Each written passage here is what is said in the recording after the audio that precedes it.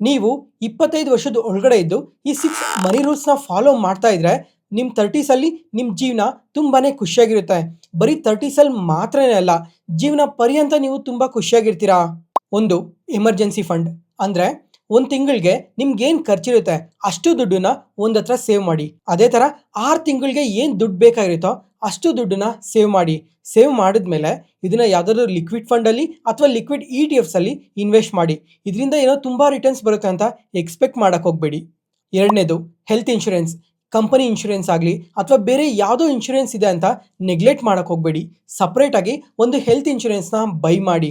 ಅದರಿಂದ ಒಂದು ₹500ವರೆಗೂ ಖರ್ಚಾಗ್ಬೋದೇನೋ ಅಷ್ಟೇ. ಮೂರನೇದು ಟರ್ಮ್ ಇನ್ಶೂರೆನ್ಸ್.